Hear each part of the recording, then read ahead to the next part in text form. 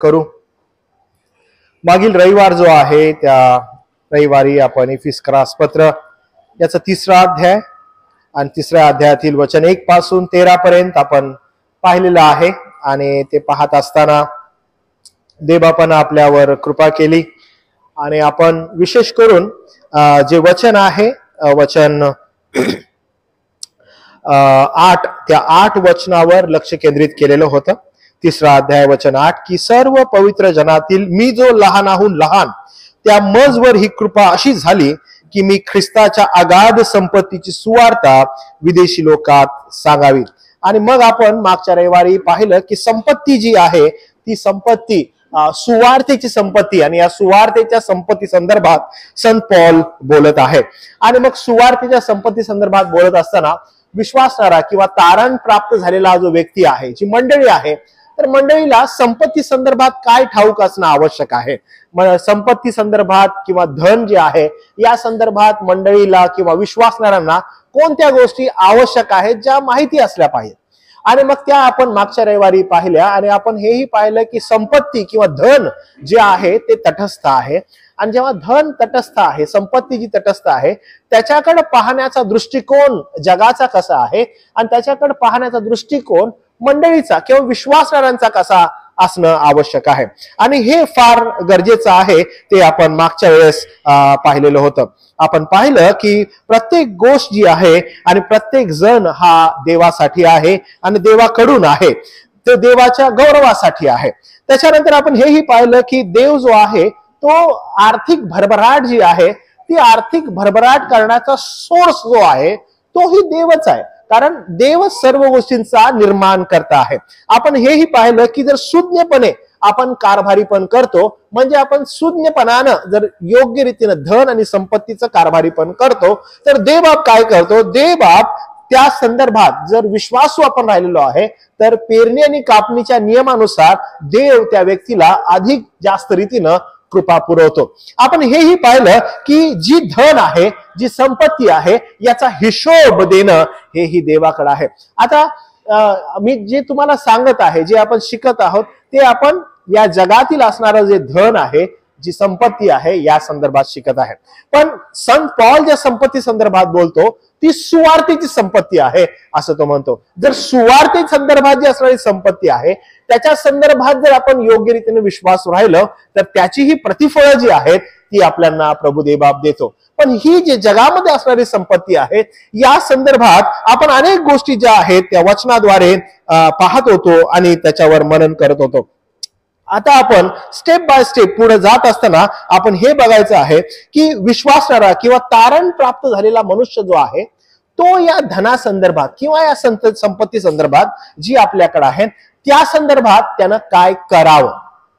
ठीक आहे, मागच्या वेळेस आपण पाहिलं की विश्वासणाऱ्याला किंवा तारण प्राप्ती झालेल्या मनुष्याला या धनासंदर्भात संपत्ती संदर्भात काय ठाऊक असायला पाहिजे. आता आपण पाहणार आहोत की जे धन आहे, जी संपत्ती आहे आपल्याकडे, त्या संदर्भात विश्वासणाऱ्यानं काय करावं आणि ह्याच्याकडे विशेष करून आपण लक्ष देणं गरजेचं आहे. प्रियांनो, मला तुम्हाला सांगू दे की हे जे धन आहे किंवा ही जी संपत्ती आहे ना, याच्या संदर्भात किंवा याच्या इर्द गिर्द अनेक गोष्टी समाविष्ट झालेल्या आहेत. म्हणजे हे जे धन आहे याच्याकडे पाहण्याचा दृष्टिकोन, मग ते जगातील लोक असोत किंवा सो कॉल्ड आपण जे ख्रिस्ती जे आहेत, लोक जे आहेत, ते जे म्हणणारे लोक आहोत, आपल्या लोकांमध्ये पण असे लोक आहेत जे या धनाकडे पाहण्याचा दृष्टिकोन आहे तोही सेम जगासारखा झालेला आहे. मी अजून एक स्टेप पुढे जाऊन तुम्हाला सांगेन की इनफॅक्ट जे सेवक, ख्रिस्तामध्ये असणारे सेवक जे आहेत, त्यांचाही दृष्टिकोन जो या धनासंदर्भात आहे तोही फार लोभी झालेला आहे. आणि मग याविषयी देवाचं वचन आपल्याला काय शिकवतं. आणि मी तुम्हाला आज सांगेन की संत पॉल जेव्हा तो मंडळी संगती धनाविषयी बोलतो तर त्यावेळेस तो बोलत असताना मंडळीला लावून दिलेले जे काही आज्ञा पालनाचे नियम आहेत मंडळीनं करायचे, त्या संदर्भात पॉल किती सुंदर रीतीनं ना स्टेप्स ज्या आहेत त्या तो दाखवतो आणि एक खूप सुंदर तो फाउंडेशन तयार करतो आणि मग मंडळीला सांगतो की काय द्यायचंय आणि कसं द्यायचंय. तर आज आपण त्याच्याकडे लक्ष केंद्रित करणार आहोत, कारण मंडळीला या धनासंदर्भात शिक्षण असणं फार आवश्यक आहे. या धनासंदर्भात काय केलं पाहिजे हे समजणं ही फार आवश्यक आहे. अनेक लोक ना या धनासंदर्भात कन्फ्यूज आहेत. मग या धनाविषयी किंवा आपल्याला येत असलेल्या मिळकतीविषयी आपण काय करावं, बायबल काय म्हणतं याच्याकडे आपण लक्ष दिलं पाहिजे. कारण पॉल जो आहे, पॉल तर सुवार्थीच्या संपत्तीमध्ये मग्न आहे आणि मग जेव्हा तो सुवार्थी संपत्तीविषयी एकदम रिलॅक्स आणि एकदम जबरदस्त आनंदी आहे, तर तो सांगत आहे मंडळीला की सुवार्थीची संपत्ती आहे, ही संपत्ती प्रभूने आम्हाला दिलेली आहे, आपल्याला दिलेली आहे. तर आता जे जगाचं धन आहे या संदर्भात आपण काय करायला पाहिजे. विश्वासांना किंवा तारण प्राप्त झालेल्या मनुष्याला काय ठाऊक असायला पाहिजे की आपण धनासंदर्भात काय असलं पाहिजे. तर विश्वासू, बिंग फेथफुल. फेथफुल म्हणजे विश्वासूपणे जगणं. म्हणजे जो काही पैसा येत आहे त्या पैशासाठी तुम्ही आणि मी विश्वासू असलं पाहिजे, पहिली गोष्ट. ओके, आता काय करायला पाहिजे, काय करायला पाहिजे. तर पुढं सगळ्यात पहिला आपण जात असताना एक खूप सुंदर फाउंडेशन पॉल तयार करतो की मंडळीनं कसं दिलं पाहिजे. तर आता मी तुम्हाला किंवा काय केलं पाहिजे धनाविषयी मी तुम्हाला ना 2 कोरिंथ याचा 8वा अध्याय याच्याकडे नेत आहे. फार सुंदर पॉल सेटअप करत आहे मंडळीला शिकवण्यासाठी, बरं का. हे फार जबरदस्त आहे आणि ह्याच्याकडे आपण लक्ष केंद्रित करायचं आहे. पण या धनाविषयी काही गोष्टी आहेत त्याकडे पण तुम्हाला न्यायचं आहे. 8वा अध्याय 9वा अध्याय कोरिंथकरास 2 पत्र याच्याकडे आपण जायचं आहे आणि पाहायचं आहे की पॉल काय काय शिकवतो. ठीक आहे, मला माहित आहे की तुम्हाला ऐकण्याची फार उत्कंठा आहे की धनाविषयी देव काय म्हणत आहे ना, पैशाविषयी किंवा संपत्तीविषयी देव काय म्हणत आहे. काय मी जो पैसा जे धन माझ्याकडे येत आहे त्याविषयी मी योग्य प्रकारे हाताळणी करत आहे का. ओके, हे मला कळणं फार गरजेचं आहे की मी योग्य धनाची हाताळणी करत आहे. कारण का हिशोब घेण्यात येणार आहे असं सांगण्यात आलेलं आहे. पेरणी आणि कापणीच्या नियमानुसार वारंवार बघा, तुम्हाला मी सांगतो पॉल धन ज्यावेळेस सब्जेक्ट देतो ना त्यावेळेस जेव्हा जेव्हा पॉल बोलतो त्यावेळेस तो पेरणी आणि कापणीविषयी बोलतो. म्हणजे काय, ज्या हाताने तुम्ही पेराल त्या हाताने काप. म्हणजे जेव्हा कधी धनाचा विषय आलाय किंवा संपत्तीचा विषय आलाय पॉल हा विषय काढत असतो. ज्या हाताने तुम्ही पेराल त्या हाताने तुम्ही कापणी कराल, सारखं तो असं बोलतो. तर एक्झॅक्टली आता आपण बघूया की याविषयी बायबल काय म्हणत आहे. मी पुन्हा तुम्हाला सांगतो, लक्ष द्या, हे महत्वाचं आहे. याच्यामध्ये ना विशेष करून आज ज्या मॉडर्न चर्चेस आहेत ना, दशांश हा शब्द ते लोक ह्याच्यामध्ये इन्क्लूड करत आहेत. दशांश आहे का बायबलमध्ये? नवीन करारामध्ये दशांश द्यायला प्रभूनं सांगितलेलं आहे का? पॉल दशांश द्यायला सांगतो की दशांशापेक्षा पण अधिक द्यायला सांगतो. मागणी काय? ओके, त्याच्याकडे आज आपण बघणार आहे. फार महत्वाचा विषय बरं का, कारण खूप सारं कन्फ्युजन आहे. मी मला वाटतं मागील महिन्यामध्ये पण मी तुम्हाला हे उदाहरण सांगितलं. पुण्यामधला कोणतरी XYZ एक तरुण पाळक आहे, मी तुम्हाला म्हटलं बघा, तो आपण जाताना विषय केलेला होता नगरला जाताना की तो फेवर म्हणत असतो आणि तो काय करतो, प्रार्थना करायला लोकांना बोलवतो आणि बोलवत असताना तो असा डोळे बंद करतो आणि एखादा लोक येतात त्याला पैसे घेऊन येतात आणि तो हात करतो आणि लोक त्याच्या हातामध्ये पैसे ठेवतात आणि पैसे ठेव. समजा एखाद्या मुलीनं हातामध्ये पैसे ठेवून त्याच्या हातामध्ये ठेवले तर तो म्हणतो तुझ्यावर मरियेचा फेवर, आणि तो तिला पैसे बघतो बरं का, पहिला तुझ्यावर मरियेचा फेवर, आणि पैसे लगेच पॉकेटमध्ये टाकतो. त्याचा कोट आहे. मला वाटतं मी आपल्या चर्चमधील अनेकांना ती क्लिप दाखवलेली आहे. तो कोटच्या पॉकेटमध्ये ठेवतो. देन मराठी आहे तो, पण इंग्लिश मधून फेवर करतो. तरुण आहे कोणतरी. आणि त्याच्यानंतर पुन्हा जर समजा कोण पुरुष आला तर अब्रामाचा फेवर, म्हणजे तो जगाच्या एस्थेरचा फेवर, जगाच्या दृष्टिकोनातून जे काही आशीर्वाद त्याचा फेवर मागतो. आणि त्याच व्हिडिओमध्ये मी बघितलं की हा व्यक्ती जो आहे हा याच्याकडे 10 रुपये घेऊन आलाय आणि 5 रुपये जर कोणी घेऊन आलं तर ज्यांना 5-10 रुपये घेऊन माझ्याकडे फेवर मागायला येतात त्यांनी इथून निघून जा असं बोलतो तो. म्हणजे दृष्टिकोन जो आहे ना तो नुसता पैसा हे झालेला आहे. काही वर्षांअगोदर मी एक गीत लिहिलेलं होतं आणि त्या गीताच्या बोलमध्ये ना गीतामध्ये मी ते दुसऱ्या स्टांजामध्ये असं लिहिलेलं होतं की म्हणजे विश्वासणाऱ्यांसंदर्भात ते गीत होतं. त्यामध्ये असं लिहिलेलं होतं की का भटकलो आम्ही, का ऐक्य नाही, पोटासाठी सारे बेलगाम झालो आम्ही. म्हणजे विश्वासणाऱ्यांमध्ये ऐक्य, म्हणजे विशेष करून जे संदेश वाहक आहेत त्यांच्यामध्ये ऐक्य का नाही सिद्धांताविषयी, तर बेलगाम का झालेले आहेत, बेछूट झालेले आहेत. का बरं? कारण पोट, म्हणजे पोटासाठी बेलगाम झालो म्हणजे, आणि ऐक्य नाही. आणि मग त्या खालचं जे होतं झाडा महाराष्ट्राचा सगळ्यांना द्यायचा आहे. म्हणजे जे कोणी सेवक आहेत त्या प्रत्येक सेवकाला महाराष्ट्राचा झाडा द्यायचा आहे, स्वतःच्या पोटाचा नाही बरं का. म्हणजे ज्यासाठी तुम्हाला नेमलेलं आहे, ज्यासाठी तुम्ही बोलावलेले आहात त्यांच्या संदर्भात. जे निघालेले आहेत त्यांच्या संदर्भात नाही बरं का, जे निघालेले आहेत स्वतःहून त्यांच्या संदर्भात नाही, पण जे बोलावलेले आहेत, जे निवडलेले आहेत, जे वेगळे केलेले विशिष्ट सेवेसाठी, म्हणजे ते कशी सेवा करतायत, कशा दृष्टिकोनातून करतायत, त्यांचाही दृष्टिकोन पोट झालाय का, त्यांचाही दृष्टिकोन मिळकत झालाय का, म्हणजे ह्याच्याकडे लक्ष देणं फार गरजेचं आहे. म्हणून पवित्र शास्त्र आपल्याला काय म्हणतं त्याच्याकडे आपण पाहूया. पहा, पॉल जो आहे ना फार अद्भुत रीतीने एका गोष्टीला सेटअप करत आहे मंडळीला. करिंथची मंडळी आहे, ओके, आणि करिंथ हे बंदरावर बसलेलं शहर आहे, आणि हे जे शहर आहे या शहरामध्ये बहुसंख्य लोक धनाढ्य आहेत, धनवान आहेत, आणि यांना तो एक सेटअप करत आहे. त्यांना तो सांगणार आहे की तुम्ही पैसे द्यायचे आहेत सेवेला, ओके, देणं गरजेचं आहे हे तो सांगणार आहे. पण ते सांगण्यासाठी एक सेटअप तयार करतो, आणि तो सेटअप कसा आहे बघा, किती अद्भुत रीतीने तो करत येतो. ओके, माझ्यासाठी बघा तुम्ही करिंथकरास दुसरं पत्र याचा 8वा अध्याय, आणि त्याच्यामध्ये तो काही गोष्टी मंडळीला शिकवत आहे, काही गोष्टी तो सांगत आहे, त्याच्याकडे मी तुम्हाला नेतो. बघा 8वा अध्याय 1 वचनापासून पुढं बघा, तो असं म्हणतो, बंधुजन हो, मासिदोनियातील मंडळांवर झालेली देवाची कृपा आम्ही तुम्हाला कळवतो. ओके, आता मासिदोनिया जे हे लोक आहेत, मासिदोनियन लोक देण्यासाठी फार चांगले आहेत. ओके, म्हणजे देणारे लोक आहेत ते, आणि मग त्यांचं उदाहरण देतो. मासिदोनियातील लोक बघा, म्हणजे तो सेटअप करत आहे करिंथच्या लोकांना की तुम्हाला द्यायचं आहे देवाच्या सेवेला. ओके, तुम्हाला द्यायचं. आता कसं द्यायचं आहे, किती द्यायचं आहे ते आपण बघूया, पण तुम्हाला द्यायचं आहे. आता मी तुम्हाला म्हटलं की जुन्या करारातील दशांशाचा संदर्भ नवीन करारामध्ये मंडळीला दिलाय का, तर बघा पॉल काय काय म्हणतो, मग आपण दशांशाचा टॉपिक घेऊ, त्याच्याविषयी जुना करार काय म्हणतो, नवीन करार काय म्हणतो, आणि मंडळांना याविषयी शिक्षण दिलेलं आहे का. ठीक आहे, त्याच्याकडे आपण जाऊया. बघा, बंधुजन हो, मासिदोनियातील मंडळांवर झालेली देवाची कृपा आम्ही तुम्हाला कळवतो, ती अशी की संकटाच्या मोठ्या परीक्षेत त्यांच्या आनंदाचा अतिरेक व त्यांचे अत्यंत दारिद्र्य यामध्ये त्यांची औदर्य संपत्ती विपुल झाली. तुम्ही बघितलं त्यांची अवस्था काय होती, म्हणजे कठीण परिस्थिती अतिशय कठीण, आणि त्या दारिद्र्याच्या परिस्थितीमध्ये त्यांनी काय केलं, त्यांनी औदर्य दाखवलं. त्यांनी काय केलं, औदर्य म्हणजे पूर्ण हार्टफुल, पूर्ण अतिशय स्वतःची क्षमता जी आहे ती स्ट्रेच केली त्यांनी. आहे म्हणून नाही बरं का, म्हणजे परिस्थिती नसताना. का बरं, कारण सेवेकडे त्यांनी बघितलं. तुम्हाला बघितलं पॉल काय म्हणतो इफिसच्या मंडळीला, आम्हाला सुवार्थीची संपत्ती सोपवण्यात आली. ते विसरू नका बरं का, आपला जो इफिस करायचा आहे ना तो विसरायचा नाहीये. तो म्हणतो ही जी संपत्ती कुठली, औदर्य दाखवलेलं आहे, सुवार्थीची संपत्ती, याही असल्यामुळं जगाच्या संपत्तीकडे पाहण्याचा दृष्टिकोन आहे तो अतिशय क्षुल्लक आणि दुय्यम झालेला आहे. मी तुम्हाला मागच्या रविवारी उदाहरण दिलं बघा, की गाडीमध्ये समजा बायबल आहे, आपण म्हणतो अरे तुझं बायबल राहिलेलं आहे, अरे तुझं बायबल राहिलेलं आहे, अरे तुझे 20,000 रुपये गाडीत राहिलेले आहेत.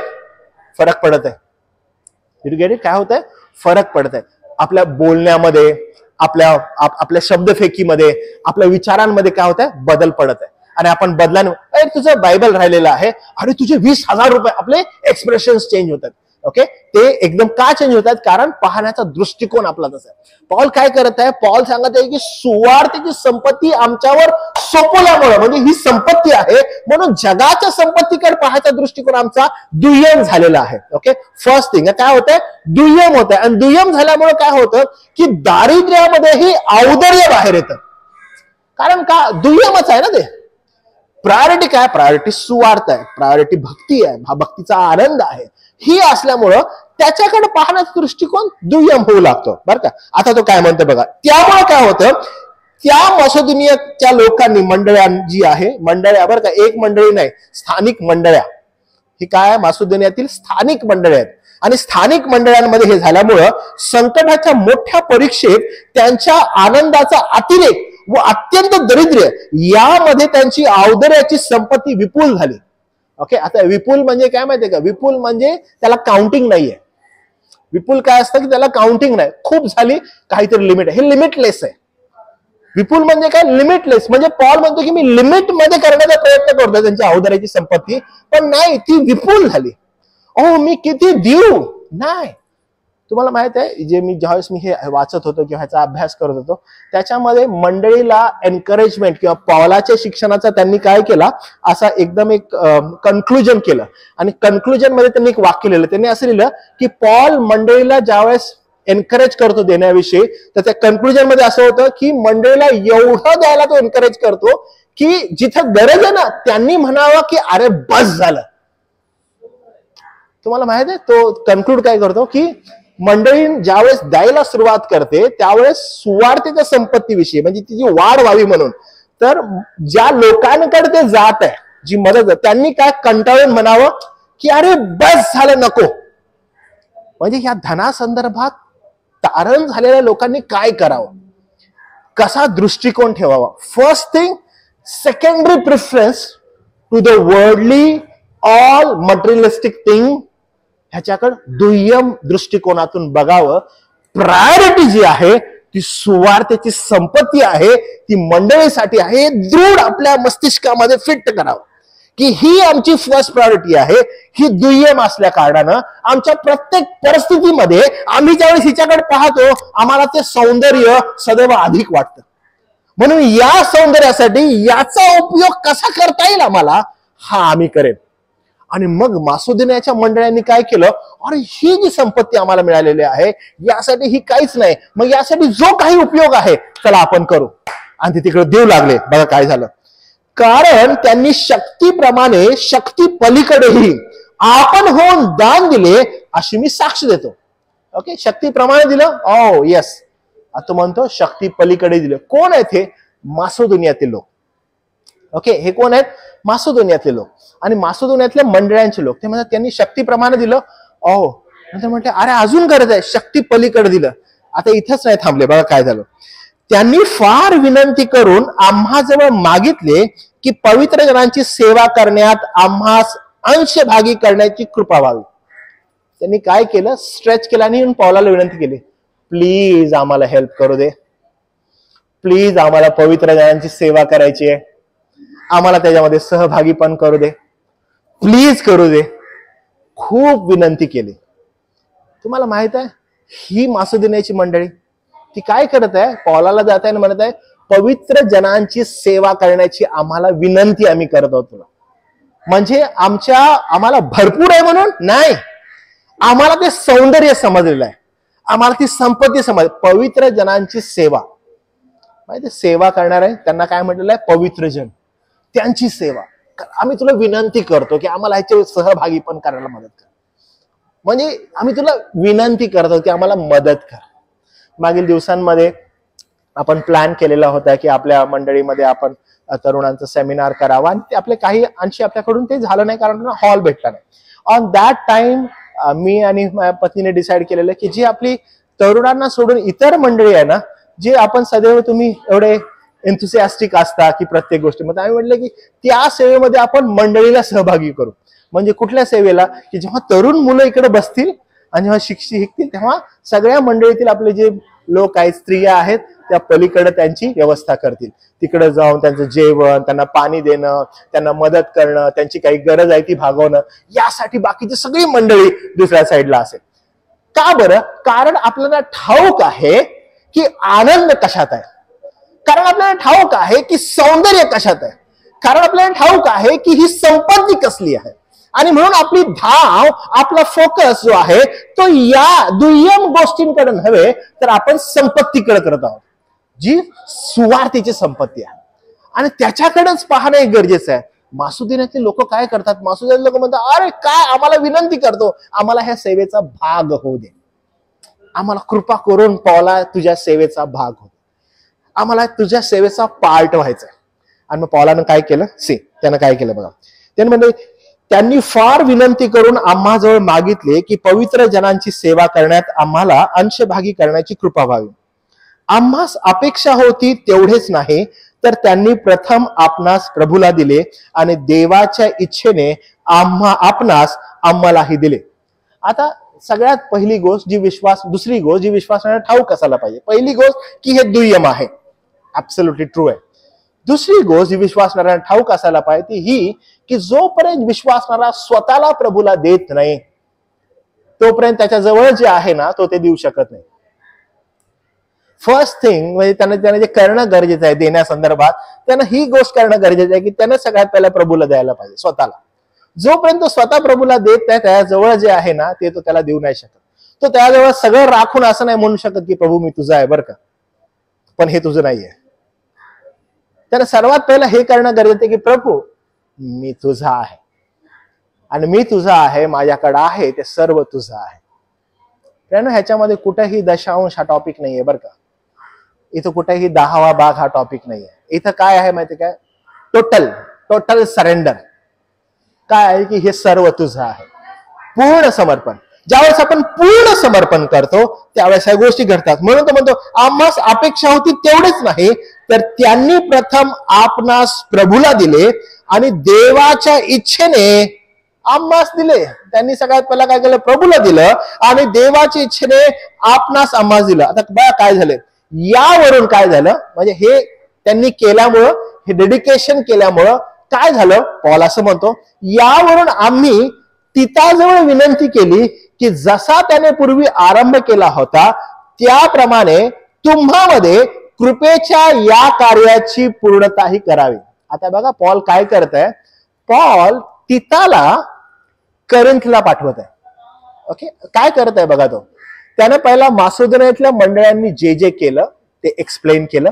त्यानं सांगितलं की मासिदोनियातल्या मंडळ्या कशा देत आहेत, त्या अनुषंगानं तुम्हालाही ती सेवा करण्याची संधी मिळावी करिंथच्या लोकांना. म्हणून आता मी तिताला माझ्याजवळ पाठवतो. Did you get it? तो काय म्हणतो, आता तिता संदर्भात जी काही गरज आहे तीही तुम्ही पूर्ण करावी. मंडळी लक्षात घ्या, अजिबात या ठिकाणी तो विनंती करत नाहीये किंवा असं दशांश द्यावं त्याची गरज नाही. तो काय म्हणत आहे की जो आनंद मासिदोनियातल्या लोकांना भेटला, तिथल्या मंडळांना भेटला, त्या आनंदाचे, त्या कृपेचे तुम्हीही भागीदार व्हावे म्हणून मी तिताला विनंती केली. बघा तो काय म्हणत आहे, तुम्हाला विनंती करतो तुम्ही त्याचं कारण नाही, तो म्हणतो मी तिताला विनंती केली कारण पवित्र जनांमध्ये मोडणार आहात की यानं तुम्हाजवळ जावं आणि तुम्ही त्याच्या कार्याची पूर्णता करावी. तर विश्वास, भाषण, ज्ञान, प्रत्येक गोष्टीची कळकळ व आम्हावरील तुमची प्रीती या सर्वांची जशी तुम्हामध्ये विपुलता आहे तशी तुमची कृपेच्या या कार्याचीही असावी. म्हणजे तुम्ही काय असावं, कृपेच्या कार्याचीही तुमची ही काय व्हावी, पूर्तता. कुठली कृपा बरं, देण्याची बरं का. काय म्हणत आहे तो इथं, कृपा म्हणजे हा जो शब्द आहे तो देण्या संदर्भात यूज केलेला आहे. देण्याचीही तुमच्यावर काय व्हावी, कृपा, तुम्ही याचे भागीदार व्हावे. बघा काय झालं, हे मी आज्ञा म्हणून सांगत नाही, तर दुसऱ्याच्या ठायी दिसून येणाऱ्या आस्थेवरून तुमच्या प्रेमाच्या खरेपणाची परीक्षा मी पाहतो. आता मला पाहायचं आहे की तुम्ही देणार, कशी तुम्ही हेल्प करणार, हे मला पाहायचं आहे. आपला प्रभू येशू ख्रिस्ताची कृपा तुम्हाला माहित आहे. तो धनवान असता तुम्हाकरिता दरिद्री झाला, यासाठी की त्याच्या दारिद्र्याने तुम्ही धनवान व्हावे. तुम्ही बघितलं ना, तो पुन्हा काय म्हणतो, सेम जे इफिसकरांना सांगितलं, सुवार्ता, धनवान, संपत्ती या संदर्भात तो बोलत आहे की काय म्हणतो की तुम्हीही धनवान व्हावे. त्या धनवान असता तो दरिद्री झाला, यासाठी की तुम्ही धनवान व्हावे. याविषयी मी आपले मत सांगतो, ह्याचा तुम्हास उपयोग होण्यासारखा आहे, कारण तुम्ही एका वर्षामागे इतरांपूर्वी असे करण्यास आरंभ केला, इतकेच नव्हे तर अशी इच्छा बाळगणाऱ्यासही केला. म्हणजे तो म्हणत आहे करिंथच्या लोकांना की पहा, 1 वर्षापूर्वी तुम्ही याचा आरंभ केलेला होता. म्हणजे करिंथच्या लोकांनी द्यायला, सुवार्तेला सुरुवात केलेली.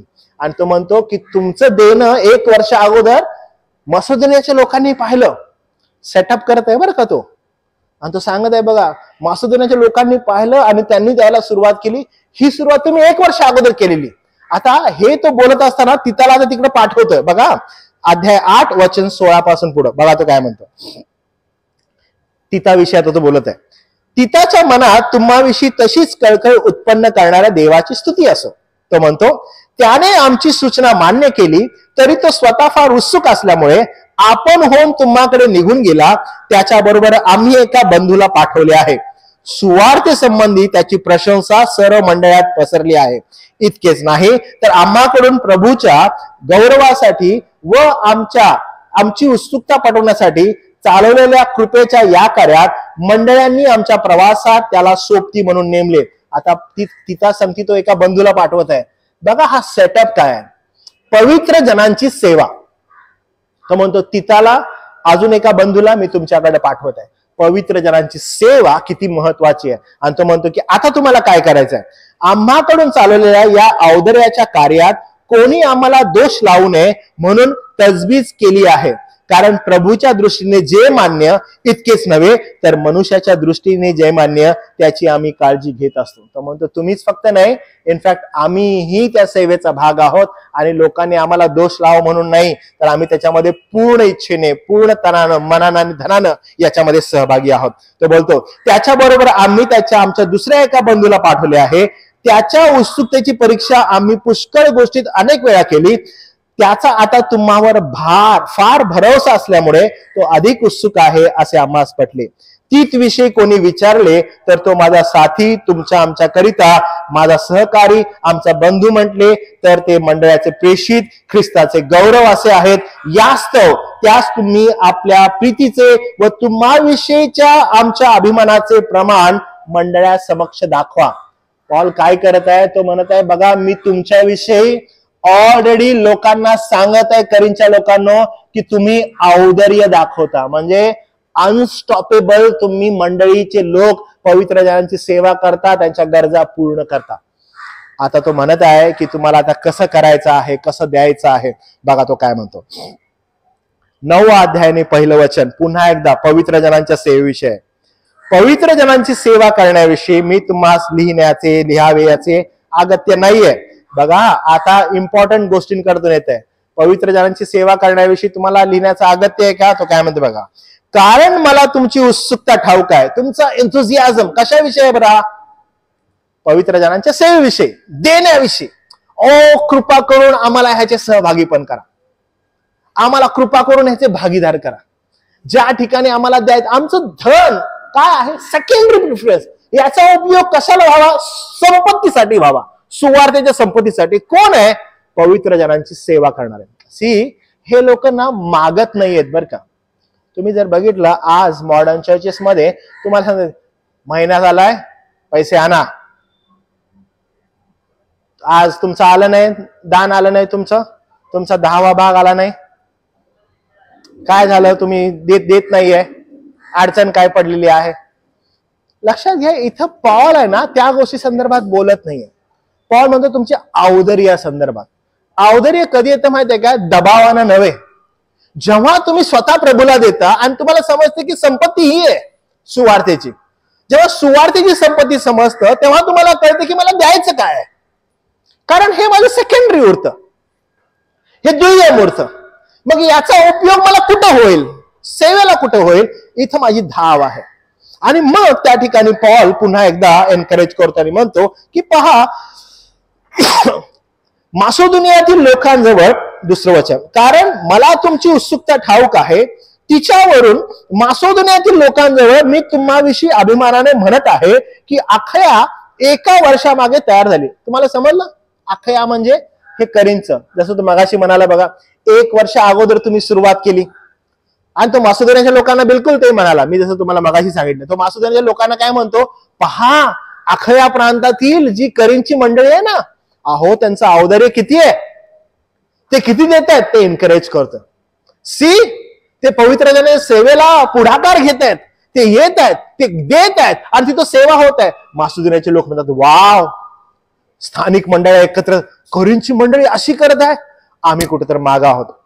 आम्हीही या संपत्तीला, कुठल्या सुवार्थेच्या संपत्तीला प्रथम स्थान देणं गरजेचं आहे. हे आमचं दुय्यम स्थान आहे. आणि ते विनंती करतात की आम्हालाही याचा पार्ट होऊ दे.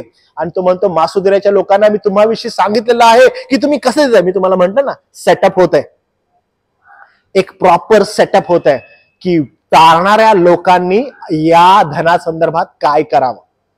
बघा तो काय म्हणतो पुढे. तो असं म्हणतो 1 वर्षामागे तयार झाली आणि या तुमच्या आस्थेने त्यातील बहुतेकास उत्तेजन प्राप्त झाले मासोदुनियाच्या लोकांना. तरी या बाबतीत तुम्हाविषयीचा आमचा अभिमान व्यर्थ होऊ नये म्हणून मी या बंधूस पाठवली आहे, यासाठी की मी सांगितले होते तसे तुम्ही तयार असावे. तुम्हाला समजलं तो काय करतो? तो त्यांना पत्र लिहून कळवतो की बघा बाबांनो, मी तुम्हाविषयी हे सगळं सांगितलेलं आहे, हे व्यर्थ ठरू नये बरं का. उगाच मी तुम्हाविषयी बोललोय आणि लोक येतील आणि बघतील की काय पॉल म्हणतो अखयाच्या लोकांविषयी, मासोदुनियाचे लोक तर एकदम जबरदस्त आहेत, पॉलानं सांगितलं ह्यांच्याविषयी, ह्यांच्यामध्ये असं काय आढळलं नाही वाटतं. पॉल म्हणतो नाही, तुमच्याविषयी जे सांगण्यात आलेलं आहे ते असंच असावं, तो व्यर्थ अभिमान होऊ नये हे तुम्ही लक्षात ठेवा. नाहीतर कदाचित कोणी मासिदोनियकर माझ्या बरोबर आले आणि तुम्ही तयार नाही असे त्यांनी पाहिले तर या भरवशाविषयी आमची, तुमची म्हणत नाही बरं का, आमची फजिती होईल म्हणतो तो. कारण का, मी तुम्हाविषयी सांगितलं. म्हणजे बघा हा, मी जर या ठिकाणी उभं राहतो आणि म्हणतो उन्नती बायबल चर्च आपलं जे आहे ते इतकं विश्वासूपणे आहे, इतकं छान आहे, आणि मी तुमची जाऊन ना बाहेर प्रशंसा करतो आणि आमचं चर्च इतकं सुंदर आहे, आमच्या चर्चच्या स्त्रिया बघा, आमच्या चर्चचे पुरुष बघा, आमच्या चर्चचे तरुण बघा, आमच्या चर्चचे लहान लेकरं बघा कशी विश्वासामध्ये जगत आहे, त्यांची आवड किती वचनाला धरून आहे, आणि हे सगळं मी बोलत आहे. आणि मग कोणीतरी, जसा आपल्याकडं आपला भाऊ येतो नाशिकवरून चर्चला, तर तो ते ऐकून आला आणि तो आज आला नाही, त्यानं मेसेज केला की आज मला यायला जमत नाही, पुढच्या रविवारी. तर मग ऐकलेलं आहे आणि मग इथं आम्हाला उन्नती बायबल चर्च बघायचं आहे. आणि ते लोक आले, आपला हा पडदा खोलला आणि त्यांनी येऊन बघितलं, अरे पास्टर क्लेपा तर दर रविवारी म्हणतात ह्यांचं चर्च असं आहे, विश्वासणारे लोक आहेत, पण असं आढळलं नाही. तुम्हाला माहिती आहे ती फजिती तुमची आहे, नाही फजिती माझी आहे. पॉल बिलकुल नाही म्हणतो. पॉल म्हणतो, अरे मी तुम्हाविषयी हे सगळं सांगितलेलं आहे ऑलरेडी. अखायाचे लोक असे आहेत आणि मासिदोनियकर जर माझ्यासंगती आले आणि त्यांनी बघितलं. पॉल तर खूप मोठेपणा सांगत होता करिंथ विषयी, पण हे करिंथचे लोक काय नाही बाबा देण्यामध्ये वगैरे. ते म्हणतो तुमची नाही माझी फजिती होईल म्हणतो. तर ज्यावेळेस मी त्यांना घेऊन येईन तर लक्षात राहू दे की तुम्ही कसे होता, तुम्ही काय आहात, तुम्हाला कसं द्यायचंय. यास्तव तुमचे पूर्वी देव केलेले उपकार दान जमा करण्याची व्यवस्था करावी. म्हटलं काय म्हणतो, तुम्ही जे उपकार दान देत होता त्याची व्यवस्था करावी. म्हणजे मंडळीला देण्याविषयी तो म्हणत आहे कितवा भाग द्यायचा, किती द्यायचा, तो म्हणतो नाही द्यायचा आहे. कसं द्यायचंय, औदर्यानं द्यायचंय. कसं द्यायचंय मंडळीनं, औदर्यानं. ओके, सुखातच द्यायचंय का, नाही. भरभराटीत द्यायचंय का, नाही. सर्व परिस्थितीत द्यायचंय. वाव, म्हणजे मंडळीनं द्यायचंय का, हो द्यायचंय, पण कसं द्यायचंय, सर्व परिस्थितीत. औदर्यामध्येही द्यायचंय, दारिद्र्यामध्येही द्यायचंय. बरं का देईल बरं दारिद्र्यामध्ये, मंडळी दारिद्र्यामध्ये का देईल बरं, एखादा व्यक्ती दारिद्र्यामध्ये का देईल मंडळी, तुम्हाला काय वाटतं, दारिद्र्यामध्ये का देईल बरं. औदर्यामध्ये देणं ठीक वाटतं, दारिद्र्यामध्ये असताना पण मनुष्य कसा देऊ शकतो बरं, जसं मासिदोनियाच्या लोकांनी दिलं. काय वाटतं तुम्हाला, एकच आन्सर सांगा बरं मला, काय वाटतं तुम्हाला. म्हणजे कसं दारिद्र्यामध्ये पण कसं देऊ शकतं, त्यांचं मन कसं होईल बरं दारिद्र्यामध्ये पण द्यायला. हा बरोबर, पण कसं मन कसं होईल त्यांचं द्यायला, की अरे माझं तर कठीण परिस्थिती चालू आहे आणि ह्याच्यामध्ये पण मी कसं देऊ शकेन. कारण त्यांनी संपत्तीकडे बघितलं. गॉट इट, कुठल्या सुवार्थीच्या संपत्तीकडे. सुवार्थीच्या संपत्तीकडे बघितल्यामुळं आज जे आहे आमच्याकडनं त्याविषयी आपल्याला एवढं मोठं पण काहीच नाही वाटत, की सुखात की दुःखात मी तो चालवितो नेहमी. म्हणजे मला माझं जे या धनाकडे पाहणं आहे ते सदैव सेकंडरी होतं, कारण फर्स्ट प्रेफरन्स माझा सुवार्थीच्या संपत्तीकडे जातो. म्हणून मग माझ्याकडे औदार्य आहे, भरपूर आहे आणि मग मी देत आहे. तोच फक्त मुद्दा उरत नाहीये. मुद्दा काय उरत आहे की अरे ते महत्वाचं आहे. हे आहे का सेकंड, सेकंड आहे, पण फर्स्ट प्रेफरन्स इज दॅट. मला ते देणं गरजेचं आहे. का बरं, कारण पवित्र जनांच्या सेवेचे भागी मला होता येईल, कारण ते मला दिलेली जबाबदारी आहे. कशी, स्थानिक मंडळांची. मासिदोनिया स्थानिक मंडळी, मासिदोनियाच्या मंडळ्या स्थानिक मंडळ्या, अखायाच्या मंडळ्या स्थानिक मंडळ्या, आणि स्थानिक मंडळ्या पवित्र जनांच्या सेवेसाठी औदर्य दाखवत होत्या. मग ते त्यांच्याकडं भरपूर आहे तेव्हाही आणि दरिद्र आहे तेव्हाही. का बरं, कारण सुवार्थीची संपत्ती होती. बघा पुढे काय म्हणतो तो, आता तो अजून सेटअप करत आहे. यास्तव पूर्वी देव केलेले उपकारदान जमा करण्याची व्यवस्था करावी. ते कृपणतेने नव्हे तर उपकार बुद्धीने देण्यासाठी तयार असावे. म्हणजे द्यायला लागतं म्हणून नव्हे, तर उपकार बुद्धीने, म्हणजे जनरसली, है ना, संतोषानं, थँक्स गिव्हिंगनं काय करायचंय, मला ते द्यायचंय. त्याच्यामध्ये काय आहे, आनंद आहे. हा मरमर दुःख नाही आहे, काय द्यायला लागतंय. म्हणून मी म्हंटल हे कधी होईल माहितीये का, जेव्हा आपण सुवार्थेचं सौंदर्य पाहू, जेव्हा सुवार्थ आपल्यासाठी संपत्ती होईल. प्रियानो, इथं ना संपूर्ण आजचे जे आधुनिक मंडळी आहेत ना, त्या कुठेतरी मिस आउट व्हायला लागल्यात. इन्स्टेड ऑफ सुवार्थेचं सौंदर्य लोकांना दाखवण्याऐवजी ते लोकांना लोभ द्यायला लागलेत. आणि लोभ कोणता आहे माहितीये का? द्या, नाहीतर बघा तुमचं कसं होईल. भीती आहे, भय निर्माण करण्यात येते. जे अन्य विश्वासांमध्ये पहा, एक फार मोठी गोष्ट आहे बायबलमध्ये, जे प्रभू परमेश्वर म्हणतो की तुम्ही जर माझ्याकडे आणत नाही तर तुम्ही माझ्याविषयी चोरी करत आहात, माझी चोरी करतात. जे मला द्यायचं आहे ते तुम्ही देत नाही, चोरी करतात. तुम्हाला माहित आहे की ज्यांचं लक्ष स्वतःच्या पोटावर आहे ना, ते लोक ते वचन बिलकुल घेतात. आणि ते म्हणतात की बघा, तुम्ही देवाला जर दिलं नाही, त्यांचं तिकडे लक्ष नाही बरं का. देवाला जर दिलं नाही असं त्यांचं लक्ष आहे. ते असं नाही, देवाला दिलं नाही, चोरी करायला. कुणाची चोरी? देवाची चोरी. तुम्हाला समजत काय करतात? बोट तिकडे करतायत पण लक्ष इकडे. म्हणजे देवाची चोरी करायला म्हणजे तुम्ही माझी चोरी करताय आणि माझी चोरी तुम्ही कर, असं एक्झॅक्टली म्हणणं आहे. लक्ष बिलकुल स्वतःकडे आहे, पोटाकडे आहे, स्वतःच्या धनाकडे आहे, वाढीकडे आहे. बायबल आपल्याला तसं म्हणत आहे का? बिलकुल नाही. बायबल मंडळीला म्हणतं की पवित्र जनांची सेवा करण्यासाठी तुम्ही पुढे असावं, तुमच्या संपत्तीमध्ये, तुमच्या औदार्यामध्ये, तुमच्या दरिद्रीमध्ये. पण कसं शक्य होईल विश्वासणाऱ्याला? जेव्हा त्याला समजेल की सुवार्थेमध्ये संपत्ती आहे, ती आमची प्रायोरिटी आहे. आणि मग ती मंडळी एकत्र येते आणि सुवार्थेच्या कार्याला विनंती करते. तुम्हाला काय वाटतं, पॉल खूप असं भिकारी वगैरे होता? बिलकुल नाही. या लॉट्स ऑफ मनी. कसं बरं? कारण तो स्वतः काम करत होता, त्याकडे पैसे होते. पण मंडळी त्याला रिक्वेस्ट काय करते? आम्हाला तुझ्या सेवेचा भाग व्हायचा. म्हणजे माझ्याकडे पैसे आहेत पण स्टील मंडळी काय म्हणते? आम्हाला तुझ्या सेवेचा भाग व्हायचा आहे. पॉला प्लीज घे ना. का? पवित्र जनांची सेवा करणारा तर आम्हाला भाग व्हायचा आहे. आम्हाला माहिती आहे, युअर ट्रू मॅन. आम्हाला प्लीज तुझ्या सेवेचा भाग व्हायचा आहे. तुम्हाला माहिती आहे पॉल काय म्हणत आहे? ज्यावेळेस आपण वाचत आहे तो म्हणतो की बस. ते म्हणतात प्लीज आम्हाला होऊ द्या तुझ्या सेवेचा भाग. तो म्हणतात जी कृपा तुम्ही माझ्यावर दाखवली ना, तीच तुम्ही तिथावर पण दाखवा. आम्ही एका बंधूला पाठवतो त्यावर पण दाखवा, तोही चांगला आहे. तो त्यांची प्रशंसा करतो यासाठी की जसं मी आहे ना तसेच तेच.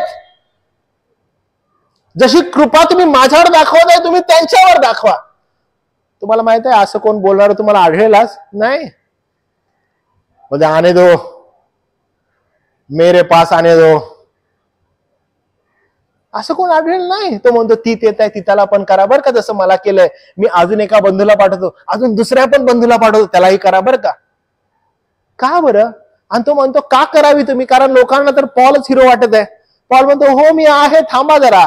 पण त्याच्या खालोखाल हे पण आहेत, ह्यांच्याकडे पण लक्ष द्या. प्रियांनो, स्थानिक मंडळांनी या गोष्टीकडे पाहणं गरजेचं आहे. सगळ्यात पहिला पवित्र जन कोण आहे ते ओळखणं गरजेचं आहे. कारण मेंढराच्या वेशाने तुम्हाकडे लोक येत आहेत, आंतरिक क्रूर लांडगेत. मग आपल्यामध्ये अजून एक गोष्ट आहे, काय माहितीये का? आपण जाऊ दे ना, माझं काम आहे द्यायचं, देव बघून घेईल. नाही बरं का, त्या धनाविषयी हिशोब द्यायचा आहे.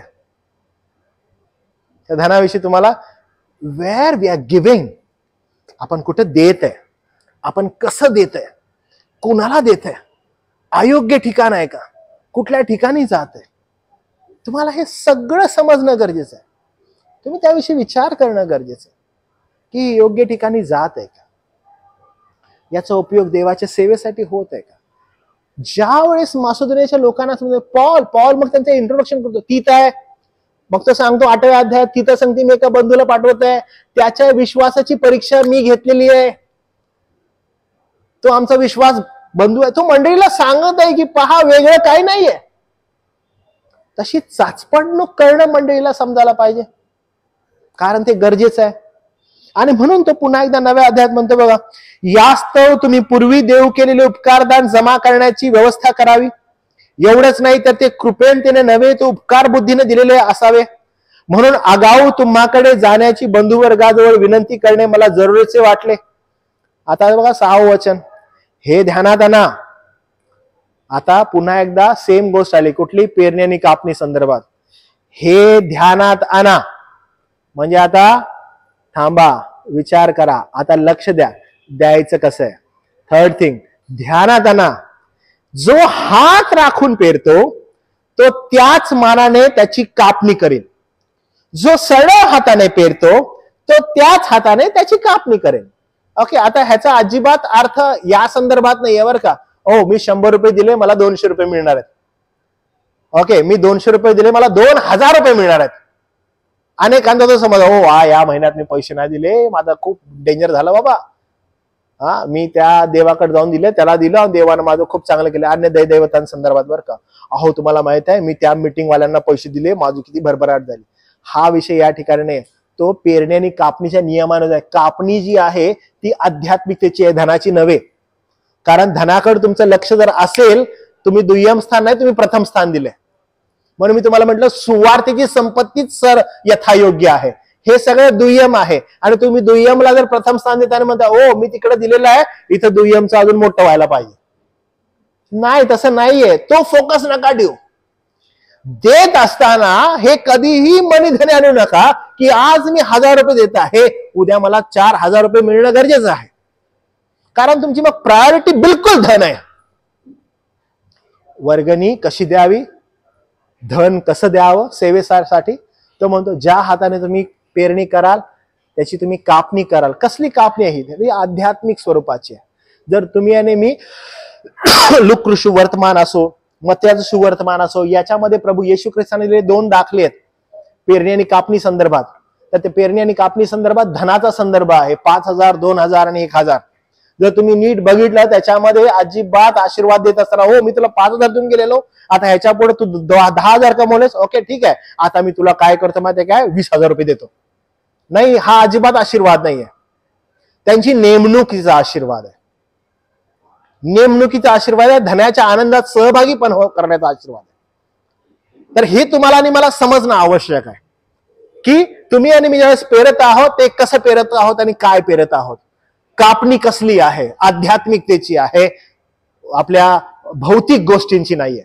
ते काउंटिंग करू नका, कारण आपल्याला तसं शिकवण्यात येत आहे. अनेक लोक तसे शिकवत आहेत, सांगत आहेत, ओ ह्यानं ना मला आला आणि मला ह्यानं माझी जुनी गाडी दिली आणि तुम्हाला माहित आहे देवाने ह्याला काय केलं, ह्याला देवाने नवीन गाडी दिली. मी अशी लोक ऐकलेले आहेत की मी जुनी गाडी दिली आणि त्यानं मला नवीन गाडी दिली.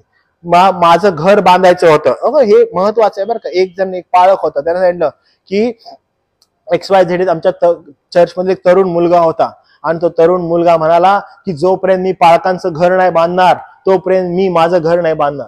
आणि मग त्यानं काय केलं, त्याचा संपूर्ण पैसा जो आहे तो पाळकाच्या घराला दिला. आणि पाळक फार प्रौढीतीनं सांगायला लागलाय तो की मला त्यानं 25 लाखाचं घर घेऊन दिलं आणि तुम्हाला माहित आहे 2 वर्षामध्ये देवानं त्याला 1 करोडचं घर दिलं. आणि लोक टाळ्या वाजवत आहेत. ही काय माहितीये का, ही स्वतःची पोट भरणी आहे. लोकांना एनकरेज करणं आहे की जर तुम्ही असं केलं ना बघा तुम्हाला हे मिळेल, देव तुम्हाला असा आशीर्वाद देईल.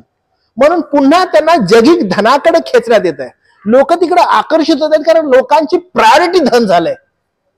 इन्स्टेड आपण मंडळांना सुवार्ता किती संपत्तीने भरलेली आहे हे सांगणं गरजेचं आहे. लोकांचं लक्ष ख्रिस्ताच्या वधस्तंभात त्याच्या सुवार्थेपासून धन आणि धनाकडे जाऊन ठेवलेलं आहे. आशीर्वाद मिळेल, हे मिळेल, ते मिळेल, अमुक मिळेल, ते मिळेल. आणि लोकांचं संपूर्ण लक्ष बिलकुल त्या गोष्टींकडे लागलेलं आहे. तुम्हाला आणि मला अशा शिक्षणापासून जपणं गरजेचं आहे. अशा लोकांपासून जपणं गरजेचं आहे. कारण धन बिलकुल तसं नाहीये. आध्यात्मिकतेच्या आशीर्वादांसंदर्भात आहे. जो सरळ हाताने पेरतो तो त्याच हाताने त्याची कापणी करेल. प्रत्येकाने आपल्या मनात ठरवल्याप्रमाणे द्यावे, दुःखाने किंवा जरूरत पडते म्हणून देऊ नये. म्हणजे मनात ठरवल्याप्रमाणे द्यावं. प्रत्येकानं काय ठरवलेलं आहे, म्हणजे माझी बुद्धी, माझं ज्ञान, पवित्र शास्त्राचं शिक्षण, मला प्रेरणा झालेली आहे. कसली प्रेरणा, ठरवलंय का मी त्या संदर्भात, मला कसं द्यायचंय, मला कुठं द्यायचंय. बुद्धीचा वापर करणं गरजेचं आहे. तुम्ही देत असताना विचार करणं गरजेचं आहे. धनासंदर्भात तुम्हाला कसा त्याचा वापर करायचा आहे. दुःखाने किंवा जरूरत पडते म्हणून देऊ नये, म्हणजे मरमर करून देऊ नये. मी पुन्हा सांगतो, मरमर करून नाही द्यायचंय बरं का. अरे यार मला द्यावं लागतं, अजिबात नाही. शास्त्र म्हणतं कारण संतोषाने देणारा देवाला आवडतो. संतोष आहे का तुमच्या देण्यामध्ये? सॅटिस्फॅक्शन आहे का? ओ मी देत आहे. मासुदेनातले लोक म्हणतात आम्ही पॉलला द्यायचंय, आम्हाला प्लीज भाग होऊ दे सेवेचा. We are glad to be part of your service. आम्हाला प्लीज भाग होऊ दे, कारण आनंद आहे आम्हाला तुझ्या सेवेचा भाग व्हायला. हे फार गरजेचं आहे. आणि म्हणून पॉल त्यांच्या औदार्याविषयी प्रशंसा करतो. त्यांच्या मी किती तुम्हाला त्यांच्याविषयी सांगू, मी किती देवाला त्यांच्याविषयी धन्यवाद देऊ. बोले हे असणं फार गरजेचं आहे. म्हणून संतोषाने देणारा देवाला आवडतो का? हो आवडतो. तुम्हाला द्यायला संतोष आहे का? हो आहे. तर आम्हाला देणं गरजेचं आहे. किती द्यायला पाहिजे बरं आम्हाला? आम्ही म्हणतो 10वा भाग द्यायला पाहिजे. का बरं? कारण जुन्या काळातील संदर्भ आहेत. जुन्या काळातील संदर्भ काय आहेत बघा, सगळे नियम आहेत ते देण्याविषयी. तर मी तुम्हाला सांगतो बघा, एकंदर उत्पन्नातून 10वा भाग देवाच्या कार्यासाठी दिला पाहिजे हा नियम होता. कुठला? जुना कराराचा नियम होता. का बरं? कारण तो लावून देण्यात आलेला होता. प्रभूनं अनेक नियमांमध्ये हा देण्याचा नियम होता. उत्पत्तीचा 14वा अध्याय 20वा वचन, उत्पत्तीचा 28वा अध्याय 20 आणि 21, ज्याच्यामध्ये आपण पाहतो की मल्कीसदेक जो आहे तो आलेला होता आणि अब्राहमानं काय केलेला, त्याचा 10वा भाग जो आहे, जी काही मिळकत झालेला होता तो दिलेला होता. आणि आपण त्या ठिकाणी पाहतो की 10वा भाग देण्यात आलेला होता. आणि तो मल्कीसदेक याजक जो आहे, ज्याच्याविषयी लिहिण्यात आलेला आहे, ज्याला नवीन करारामध्ये प्रभू येशू ख्रिस्ता संदर्भात उल्लेख केलेला आहे, असा तो मल्कीसदेक होता. आणि त्याला 10वा भाग दिलेला होता. हा आपण संदर्भ पाहतो. त्या नीतिसूत्रे 3रा अध्याय 9 आणि 10 मध्येही आपण दशांशाचा संदर्भ पाहतो की प्रत्येक मिळकतीचा 10वा भाग देणं गरजेचं आहे, असं नीतिसूत्रेमध्ये लिहिलेलं आहे. म्हणजे हाही नियमाचा भाग होता. मलाखीच्या ग्रंथामध्ये 3रा अध्याय वचन 8 पासून आणि 10 मध्येही दशांशा संदर्भात शिक्षण आहे. त्या ठिकाणीही 10वा भाग मागितलेला होता आणि मंडळीला इस्रायलाला सांगण्यात आलेलं होतं की तुम्ही 10वा भाग देणं गरजेचं आहे. प्रभू येशू ख्रिस्त आता आला आणि प्रभू येशू ख्रिस्त आल्यानंतर 10व्या भागासंदर्भात नियमांविषयी तो काय म्हणाला, असं लिहिण्यात आलेलं आहे, असं सांगण्यात आलेलं आहे. आणि नियम त्याने सांगितला. काय नियम होता? तर एक जण आला आणि तो म्हणाला कैसराला कर देणं गरजेचं आहे का? आणि जेव्हा आपण ते वाचतो मत्तयाच्या शुभवर्तमानामध्ये 22व्या अध्यायामध्ये की कैसराला कर देणं गरजेचं आहे का? आणि मग ज्यावेळेस आपण 21वा वचन वाचतो त्याच्यामध्ये प्रभू येशू ख्रिस्त असं म्हणतो, नाणं मागवतो. नानार म्हणतो कुणाचं मोहर आहे? तो म्हणतो कैसराची आहे. तर तो म्हणतो कैसराचं आहे ते कैसराला द्या, देवाचं आहे ते देवाला द्या. नियमानुसार 10वा भाग आहे तो 10वा भाग द्या. आणि आपण म्हणतो वाव, नवीन करारात दशांशाचा उल्लेख आहे. येशू ख्रिस्त म्हणाला देवाचं आहे ते देवाला द्या. पण प्रियांनो, मी तुम्हाला पुन्हा एकदा सांगतो, मत्ते, मार्क, लूक, योहान हे जे शुभवर्तमान आहेत हेही जुन्या कराराचा भाग आहेत. का बरं? कारण जुन्या करारामधील सर्व नियम प्रभू येशू ख्रिस्त शुभवर्तमानामध्ये पाळत आहे. त्यानं एकही नियम तोडलेला नाही.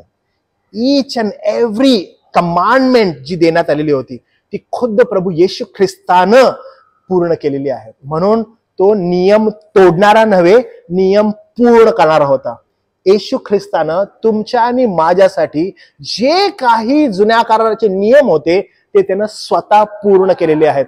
म्हणून त्याच्याजवळ जेव्हा एक तरुण आला आणि म्हटला, अरे प्रभू, मला सार्वकालिक जीवन मिळावं म्हणून मी काय करावं? तुम्हाला माहिती त्यानं काय केलं? तो म्हटला, तुला नियम ठाऊक आहेत? आणि ते नियम काय? तो म्हटला, हो, मी हे माझ्या तरुणपणापासून करतोय. आन्सर काय असायला पाहिजे माहितीये का? कोण आहे येशू ख्रिस्त? खुद्द सार्वकालिक जीवन. आणि येशू ख्रिस्त काय म्हणाला पाहिजे? तुला सार्वकालिक जीवन पाहिजे? माझ्यावर विश्वास ठेव. येशू ख्रिस्त काय म्हणतो? तुला नियम ठाऊक आहेत?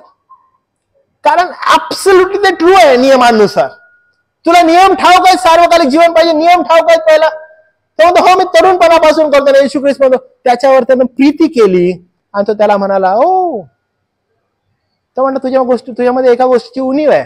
कोणती आहे बरं? आहे नाही ते सगळं आपलं गोरगरिबास देन, चल माझ्या मागो, सार्वकालिक जीवन पाहिजे तुला. कारण पुन्हा बघा, प्रायोरिटी, प्राथमिकता, त्याचा फोकस असं म्हटलंय. तो म्लानमुख झाला म्हणजे तोंड पाडलं आणि तिथून तो निघून गेला. आणि तिथे खाली वचन लिहिलेलं आहे, कारण तो फार श्रीमान होता, म्हणजे फार श्रीमंत होता तो, आणि त्याला ते अवघड गेलं. कारण का? फोकस चेंज आहे. सुवार्तेचं सौंदर्य तुम्हाला आणि मला समजणं गरजेचं आहे. आणि म्हणून मग नवीन करारामध्ये मंडळांना दिलेल्या जी आज्ञा पाळण्याची गोष्टी आहेत त्याच्यामध्ये पॉल काय करत आहे माहितीये का? पॉल सांगतो की नियम प्रभू येशू ख्रिस्तानं सर्व मंडळांसाठी पूर्ण केलेले आहेत. मग त्याच्यामध्ये सगळे नियम आहेत, इव्हन त्याच्यामध्ये दशांशाचाही नियम आहे. प्रियानो, मी तुम्हाला सांगतो, अनेक लोक आहेत जे मंडळांची पिळवणूक करतायत हे बोलून, आणि मंडळांना फोर्स करतायत, दशांशासाठी नरड्यावर बसतायत. तुम्हाला ठाऊक आहे, प्रभू येशू ख्रिस्त एकदा लोकांसंगती, लोकसमुदायासंगती बोलत आहे.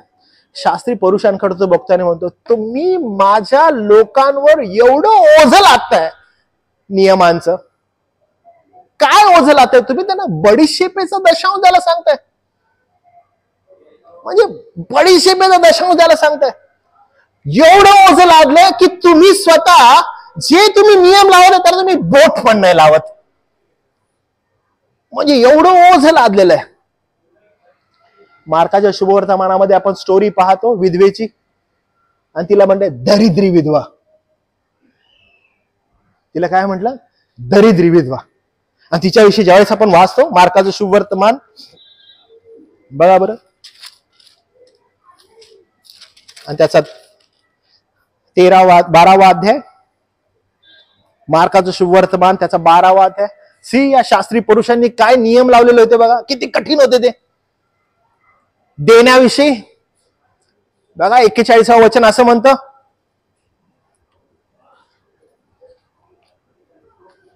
मग भंडारासमोर बसून लोक भंडारात पैका कसे टाकतात हे तो पाहत असता बहुत धनवान लोकांनी पुष्कळ टाकलं.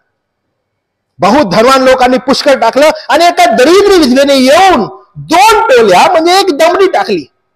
तेव्हा त्याने आपल्या शिष्यांना जवळ बोलवून म्हटले, मी तुम्हाला खचित सांगतो की जे दान भंडारात टाकत आहेत त्या सर्वांपेक्षा या दरिद्री विधवेने अधिक टाकले, कारण या सर्वांनी आपल्या समृद्धीतून टाकले, पण हिने आपल्या कमाईतून आपले जितके होते तितके, म्हणजे आपली सर्व उपजीविका टाकली. हे तो अचानक बोलू लागला का? बिलकुल नाही. बघा 41वा वचन, याचा पहिला शब्द काय म्हणतो? मग. मग म्हणजे ह्याच्या अगोदर काहीतरी झालेलं आहे. ही घटना घडण्या अगोदर, ही विधवा येण्या अगोदर, येशू ख्रिस्तानं उठणं आणि दान भंडारासमोर जाऊन बसणं, ह्याच्या अगोदर काहीतरी झालं. आज तुम्हाला माहित आहे काय शिकवण्यात येत आहे? दरिद्री विधवेसारखं दान द्या, दरिद्री विधवेसारखं द्या. तुम्हाला माहित आहे काय झालं बघा? मग. मग म्हणजे काय झालं? ह्याच्या अगोदर बघा काय झालं. 38वा वचन, 38व्या वचनामध्ये असं म्हटलंय, तो आपल्या शिकवणीत त्यास म्हणाला. येशू ख्रिस्त काय करत आहे? शिकवत आहे. आणि शिकवत असताना तो म्हणाला, शास्त्रांविषयी जपा. तो काय बोलला? शास्त्रांविषयी जपा. काय शास्त्री करतात बरं? शास्त्री लोक जे आहेत ना, ते धर्मगुरू आहेत, धर्माचं शिक्षण देणारे लोक, नियमातून नियम बनवणारे लोक. या लोकांविषयी जपा येशू ख्रिस्त म्हणतो. टॉपिक काय आता त्याचा? शास्त्रांविषयी जपा. शिक्षण देणाऱ्या लोकांविषयी जपा. का बरं? शास्त्र काय म्हणतं बघा. काय झालेलं आहे? त्यास लांब झगे घालून फिरणे, बाजारात नमस्कार घेणे, सभास्थानात मुख्य आसने व मेजवानीत मुख्य स्थानेही आवडतात. हे ते लोक आहेत. कोण आहेत? शास्त्री लोक. मला सलाम नाही बोलला तो, मला पुढची खुर्ची नाही दिली त्यानं, माझ्याकडे पाहिलंच नाही, मला मान नाही दिला, मला सन्मान नाही दिला. मोठे झगे घालून फिरणं, बाजारात नमस्कार घेणं, उंची आसनं सभास्थानांमध्ये घेणं, हे त्यांना आवडतं. एवढंच नाही, आता तो शिक्षणाविषयी त्यांच्याकडे येतो. तो काय म्हणतो बघा, ते काय करतात? ते 40वा वचन, ते विधवांची घरे खाऊन टाकतात. ते काय करतात? शिक्षणाद्वारे कशी खाऊन टाकतात बरं? जातात, विधवेच्या घरी गेले शास्त्री, तुझं कपाट खूप छान आहे, दे बरं खायला. खातो. असं खातात का? अरे वा वा वा, तुझी खुर्ची खूप छान दिसते बाबा लाकडाची, दे बरं खायला, खातो आम्ही. असं खातायत का? नाही. ते विधवेची घरं खाऊन टाकतात. त्याचा अर्थ काय आहे? त्याचं शिक्षण आपल्याला दिसतं बघा. काय म्हटलंय? ते दांभिकपणे लांब लांब प्रार्थना करतात, त्यास अधिक दंड होईल. हे तो बोलला कुणाबरोबर? तो शिक्षण देत आहे, शिक्षणाबरोबर बोलला तो. आणि मग काय म्हटलंय? तो हे बोलला, मग उठला, आणि मग उठून त्याने काय केलं? असं म्हटलंय, मग उठून तो भंडारासमोर बसला. तुम्हाला समजत आहे त्यानं काय केलं? तो शिक्षण देत आहे. शिक्षण देतो, विधवेंची घरं खाऊन टाकतात, दांभिकपणे लांब लांब प्रार्थना करतात, असं तो बोलला, उठला आणि भंडारासमोर जाऊन बसला. लोक दान भंडारात पैसा कसे टाकतात हे तो पाहू लागला. आणि त्याच्यामध्ये एक दरिद्री विधवा आली आणि तिनं काय केलं, तिचं होतं नव्हतं ते सगळं तिनं टाकून दिलं. तिथं बघा येशू काय करतो. तेव्हा त्याने 43 वचन, तेव्हा त्याने आपल्या शिष्यांना जवळ बोलून म्हटले. तेव्हा येशूने काय केलं, तो आता कुठं बसलाय, भंडारासमोर. शिष्य कुठे आहेत, शिकवत असताना लांब. त्याने काय केलं शिष्यांना, ए इकडे या, तुम्हाला मी बोललो ते विधवेंची घरं खाऊन टाकतात, हे बघ. तिनं तिचं होतं नव्हतं सगळं टाकलं. तिला असं प्रेशराईज केलं, तिला असं शिक्षण दिलं, तिनं होतं नव्हतं सगळं टाकलं. अरे धनवान लोक पुष्कळ टाकलेत, पण या धनवानांमध्ये तिनं सगळ्यांपेक्षा जास्त टाकलं. कारण का, धनवान आपल्या समृद्धीतून देत होते, पुष्कळ देत होते, धनवान समृद्धी होती देत होते. हिनं काय केलं, हिला एवढं प्रेशराईज केलंय. मी तुम्हाला बोललो नाही ते विधवेंची घरं खाऊन टाकतात, हिचं घर खाल्लं. ही शेवटपर्यंत दरिद्री राहिली. तिला म्हटलं का आशीर्वाद, ओ तुला अब्रामाचा आशीर्वाद, तुला इसाकाचा आशीर्वाद, तुला याकोबाचा आशीर्वाद, येशू बोलला नाही. ती शेवटपर्यंत दरिद्री राहिली. लुकाच्या शुभवर्तमानामध्ये आपण पाहतो अजून एक व्यक्ती, त्यांना आपलं होतं नव्हतं ते दिलं. त्याचं नाव काय होतं बरं, 19वा अध्याय, जक्कायानं काय केलं, सगळं दिलं. आपलं अर्धद्रव्य दरिद्र्यास दिलं, गोरगरिबास दिलं. ज्यांचं लुबाडून घेतलं त्यानं किती केलं, चौपट परत केलं. किती केलं, चौपट. येशू ख्रिस्त काय म्हणतो, हा ही अब्रामाचा पुत्र आहे, आज या घराला तारण प्राप्त झालेलं आहे. वाव, काय डिफरन्स आहे माहित आहे. येशू ख्रिस्त पिळवणूक नव्हे. हे लोक काय करत, पिळवणूक करतायत. प्रियानो, आज अनेक लोक आहेत ह्या शास्त्री लोकांसारखे जे मंडळांची पिळवणूक करतायत. मंडळीनं हे ध्यानात घ्यावं की तुमची संपत्ती सुवार्थ आहे. म्हणून दांभिक लोक जे आहेत, जे फसवतात, मेंढराच्या वेशाने येतात, धन मागतात. आम्ही मिटिंगला येणार, सो कॉल्ड जे मोठे मोठे देवाचे महान आंतरराष्ट्रीय वक्ते वगैरे आहेत, शेवटलं दान आम्ही घेणार. मंडळीनं जपणं गरजेचं आहे, त्या लोकांविरोधात समजणं गरजेचं आहे. कारण मंडळी जी स्थानिक मंडळी आहे ती पवित्र जनांच्या सेवेसाठी नेमलेली आहे. स्थानिक मंडळीने ते लक्षात ठेवलं पाहिजे. स्थानिक मंडळी सो कॉल्ड मोठमोठ्या गोष्टींच्या मागे लागलेली आहे, त्याचा काहीच उपयोग नाहीये. जपणं गरजेचं आहे, पिळवणुकीपासून थांबणं गरजेचं आहे. मंडळीने हे करणं आवश्यक आहे. तुमच्या धनाचा उपयोग तुम्ही कसा करत आहात. लोक फार रिलॅक्स होतात, ओ आम्ही 10% दिलेला आहे, 90% आमचं आहे. देवा फार काळजीपूर्वक बघत आहे अशा लोकांकडे जे संपूर्ण धन स्वतःच आहे म्हणत आहेत. नाही, तुमचं नाहीये ते. जगात जगत असताना तुम्हाला आणि मला आपल्या मूलभूत गरजा भागवण्यासाठी देवानं दिलेलं तुमचं काम असो, तुमचं ते एक साधन आहे. आणि त्याबद्दल आपण विश्वासू असायला पाहिजे. जे आपल्याला मिळत आहे त्याचा उपयोग देवबापाच्या गौरवासाठी कसा होईल हा प्रयत्न करायला पाहिजे. उर्वरित जे काही तुमच्या मूलभूत गरजा आहेत त्या पूर्ण करण्यासाठी व्हायला पाहिजे. गरज नसताना पैशाचं अयोग्य कारभारी पण पैसे उडवणं, त्यासाठी तुमची नेमणूक नाहीये. पैशाचं यथायोग्य कारभारी पण विश्वासूपणे राहणं आपल्या धनासंदर्भात, त्यासाठी तुमचं पाचारण आहे. ज्या ठिकाणी सेवा आहे, ज्या ठिकाणी, तिथं you will be the first person. मंडळीतील प्रत्येक व्यक्ती जो आहे तो फर्स्ट उभं राहायला पाहिजे. Oh we want to be part of it. स्थानिक मंडळी त्यासाठी नेमलेली आहे. कुठं गरज आहे आम्ही तिथं आहोत. म्हणून मासुदेराच्या लोकांनी काय केलं माहितीये का, त्यांनी आमच्याकडे काय उरलं नाही, आता आम्ही देऊन टाकतो, स्वतःला संपवून टाकतो. एवढं डेडिकेशन. का, त्यांना संपत्ती समजली, सुवार्थेची संपत्ती समजली, आणि ते फार आवश्यक आहे. लक्षात घ्या, पवित्र शास्त्र म्हणतं, देवाने आशीर्वाद आणि प्रेरणा दिली असेल त्याप्रमाणे तुम्हाला आणि मला देणं गरजेचं आहे. आणि हे फक्त तुम्हाला आणि मला नवीन करार शिकवत नाही बरं का. जुन्या करारामध्ये जेव्हा दशांशाविषयी लिहिले ना, त्याच्या अगोदर पण हेच सांगितलंय. काय सांगितलंय की लक्षात घ्या, संतोषानं द्या. द्यावं लागतं म्हणून देऊ नका. अनुवाद 16 अध्याय 17 वचन. द्यावं लागतंय म्हणून द्यायचं नाही. तुमच्या मनात ठरवल्याप्रमाणे आनंदानं तुम्हाला देणं गरजेचं आहे. प्रियांनो, आपण आपल्या धनाचा वापर कसा करतो यावर देवबापाला अधिक रस आहे. तुम्ही कसा वापर करतात, कारण प्रभूने ऑलरेडी सांगितलंय कोणी 2 धनाची चाकरी करू शकत नाही, धनाची चाकरी करू शकत नाही. तो एकाचा द्वेष करेल आणि एकावर प्रीती करेल. तुम्ही जर म्हणत आहात की आम्ही देवा तुझ्यावर प्रीती करतो, तर देवाला पाहण्यासाठी धन काफी आहे. तुम्ही त्या धनाकडे कोणत्या दृष्टिकोनातून बघता हे फार मायने होतं तुमच्या आध्यात्मिक जीवनासंदर्भात.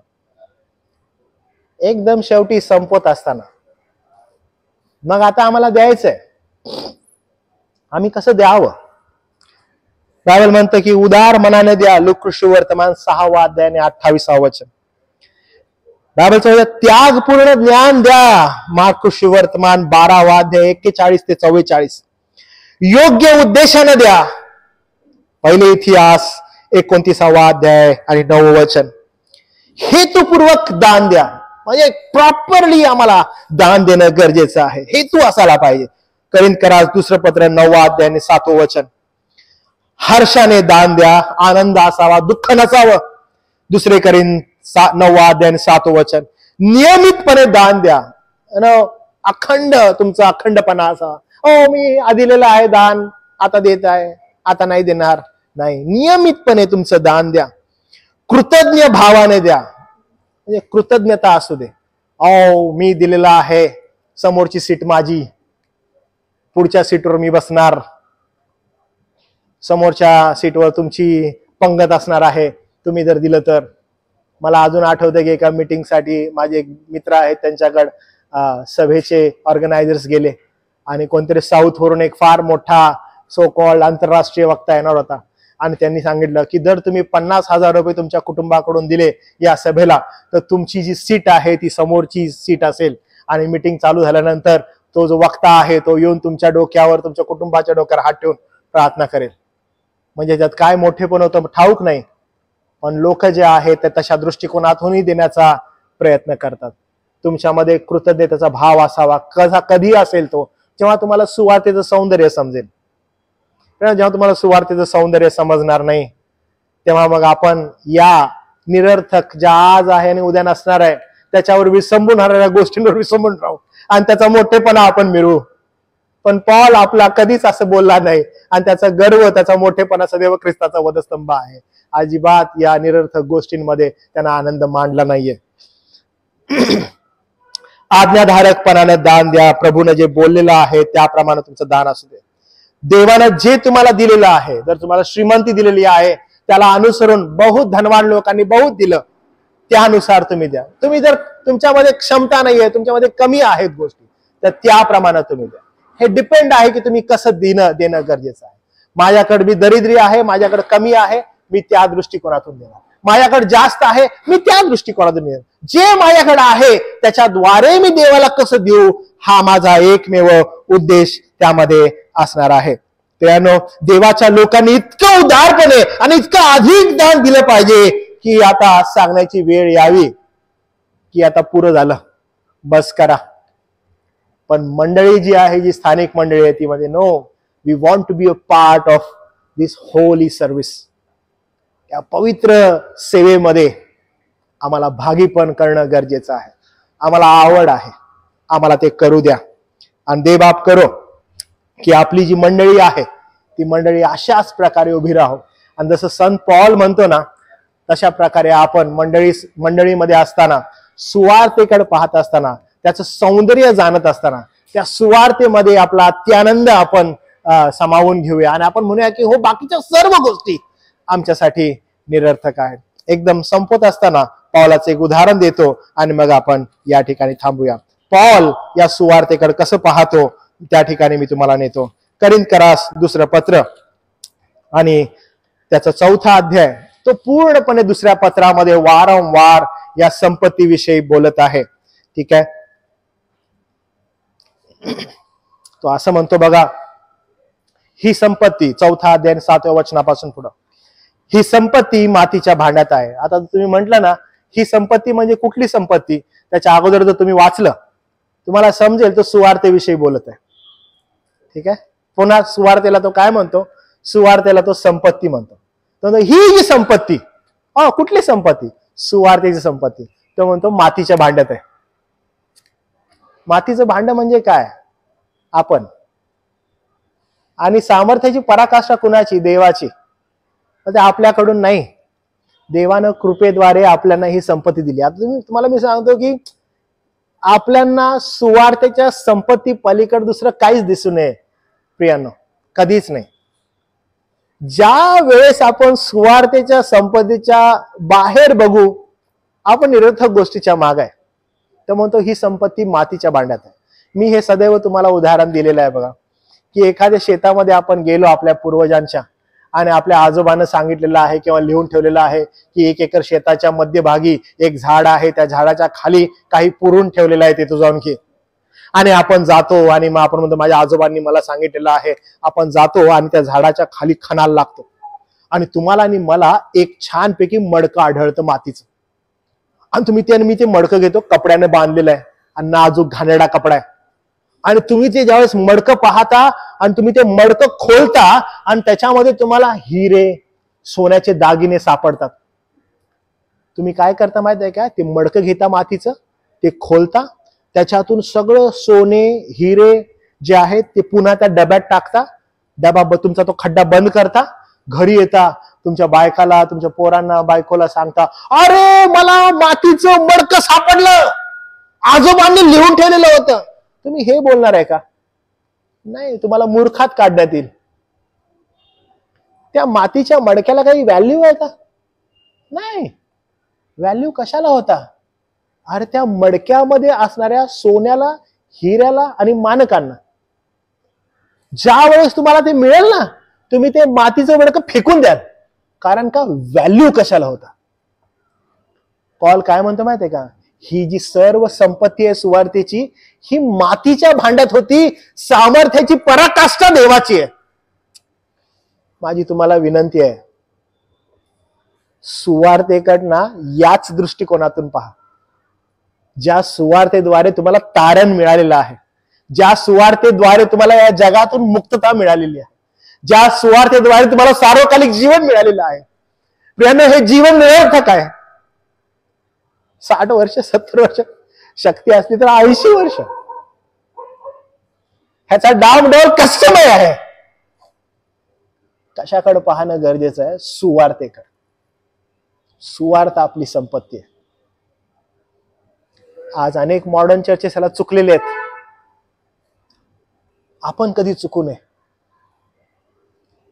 आपण सुवार्तेकडे संपत्ती म्हणूनच पाहावं, त्याला जपावं.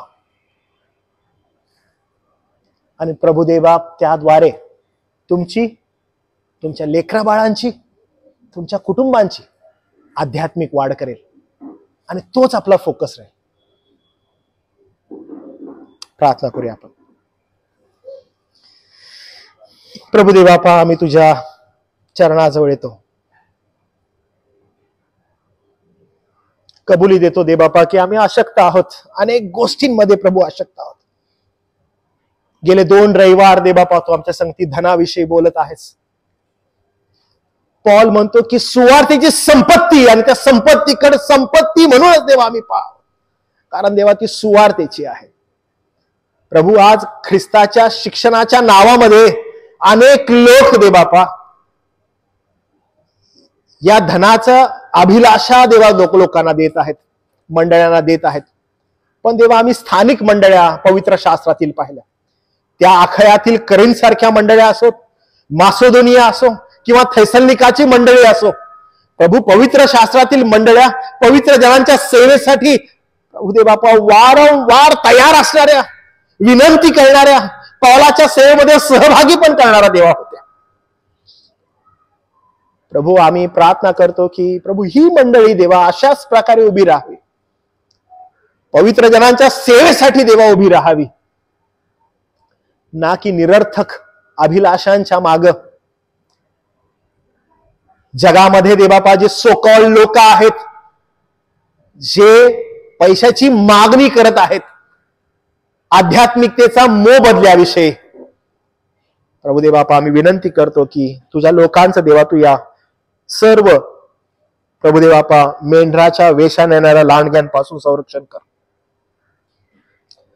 तुझी कृपा देवा प्रत्येकाबरोबर असू दे.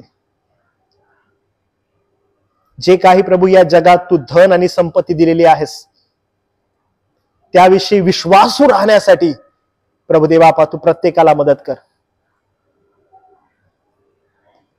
कारण प्रभू ही तुझी इच्छा आहे की प्रत्येक विश्वासणाऱ्याने जे धन त्याच्याजवळ आहे त्याविषयी त्याने विश्वासू असावं. आम्ही देवा तुझे आभार मानतो की आज तुझ्या वचनाद्वारे तुझ्या लोकांची तू भेट घेतलीस. स्पष्टपणे दे बापा तू संपत्तीविषयी शिक्षण दिलंस. गौरव देवा आम्ही तुला देतो. संत पौलाविषयी देवा आम्ही पुन्हा एकदा तुझे आभार मानतो की जे व्यक्तिमत्व दे बापा आम्हाला मंडळीमध्ये कसं जगावं, मंडळीमध्ये कसं राहावं याविषयी आज्ञा देतं आणि त्या आज्ञांचं पालन करण्यासाठी दे बापा तू मंडळीला देवा तुझी कृपा पुरव, पवित्र आत्म्याचं मार्गदर्शन दे. कारण संपत्ती दे बापा ही सदैव मातीच्या भांड्यात आहे, सामर्थ्याची पराकाष्ठा देवा ही तुझी आहे. गौरव तुला देत केलेली प्रार्थना तारणारा प्रभू येशू ख्रिस्त याच्या नावात केली म्हणून देवा तू ऐक. आमेन.